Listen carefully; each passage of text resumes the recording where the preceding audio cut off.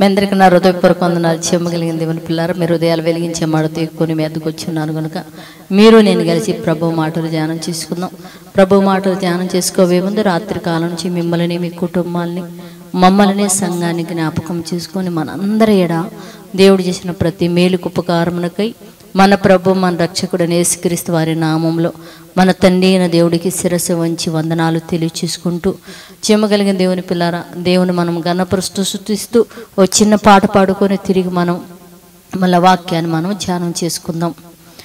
నిన్నేనయ్యో యేసయ్య పిలచినాడు, నిన్నే నమ్మో యేసయ్య పిలచినాడు. తాగుబోతు వైనోడా, తగాదాలు పడినోడా, చీట్ల పేకాడి నీవు చెల్లకుండా పోయునోడ, చూపు చెడిపోయినోడ, కామ పిచ్చి లేచినోడ, నిన్నేనయ్యో యేసయ్య పిలచినాడు, నిన్నే నమ్మో యేసయ్య పిలచినాడు.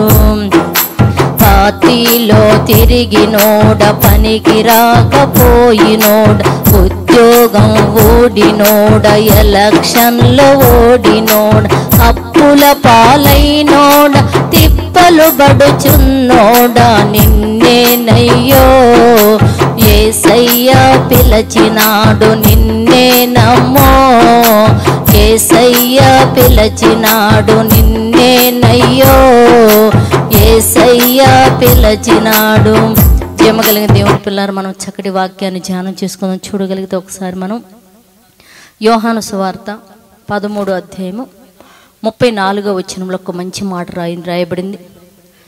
మీరు ఒకరినొకరు ప్రేమింపవలనన్నదే కొత్త ఆజ్ఞ నేను మీకు ఇచ్చుచున్నాను, నీ వలె నీ పొరుగువారిని ప్రేమించు. అంటే మీరు ఒకళ్ళని ప్రేమించుకోండి అని రాయబడింది దేవుని పేరు. ఏంటంటే నేను మిమ్మల్ని ప్రేమించినట్టే మీరు కూడా ఒకళ్ళని ప్రేమించుకోండి అంటున్నాడు. అంటే దేవుడు ఏం చెప్తున్నాడు? నేను మిమ్మల్ని ఎంతగా ప్రేమిస్తున్నానో మీరు కూడా ఒకళ్ళని ప్రేమించుకోమన్నాడు దేవుని పిల్లారా.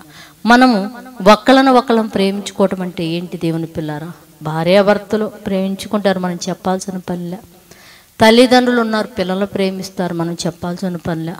పిల్లలు ఉన్నారు, తల్లిదండ్రులు కూడా ప్రేమిస్తుంటారు. కానీ ఒకళ్ళు అంటే మన ఇరుగు వారిని, పొరుగు వారిని మనం ప్రేమించాలంటే అంత ఈజీ అయిన పని కాదు, చిన్న పని కాదు. దేవుడు మనల్ని ఎంతగా ప్రేమిస్తున్నాడో మనం కూడా పొరుగు వారిని ప్రేమించమన్నాడు. ఇప్పుడు మనం పొరుగువారు ఒక తాగుబోతే అయితే ప్రేమిస్తామా? తిరుగుబోతే అయితే ప్రేమిస్తామా? అప్పుల్లో ఉంటే ప్రేమిస్తామా? దేవుని పిల్లారా, దూరంగా ఉంటాం మనం. ఎందుకు? మనకు అనవసరం, వాళ్ళు ఎట్టుపోతే మనకేంటి అని అన్నాడు. కానీ దేవుడు ఒక తాగుబోతైనా, తిరుగుబోతైనా, ఏ స్థితిలో ఉన్నా వారిని ప్రేమించి భూమి మీద సమస్తం వాళ్ళకి ఇచ్చి పోషిస్తున్నాడు దేవుడు.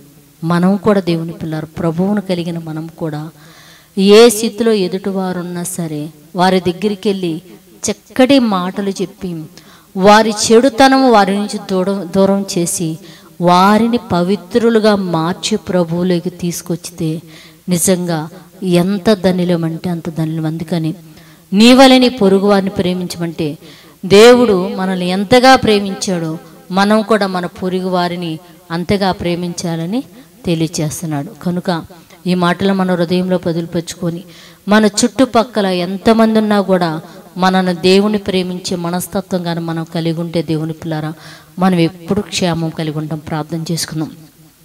పరిశుద్ధుడా, క్షేమగలిగిన మా పరలోకపు తండ్రి, నాయనా నీ కృప కలిగిన నామానికి వందనాలు తండ్రి. మా జీవితాల్లో ఎన్నో మేలులు, ఎన్నో ఉపకారాలు నువ్వు చేసావు తండ్రి.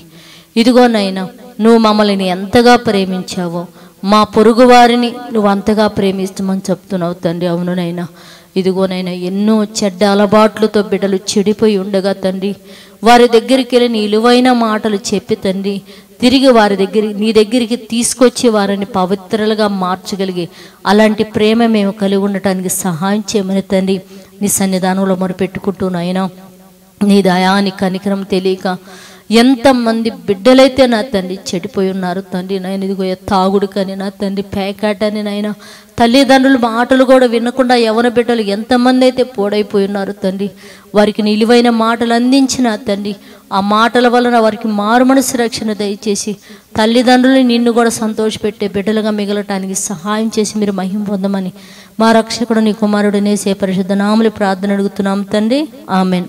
మీ అందరికీ నా హృదయపూర్వక వందనములు, ధన్యవాదాలు.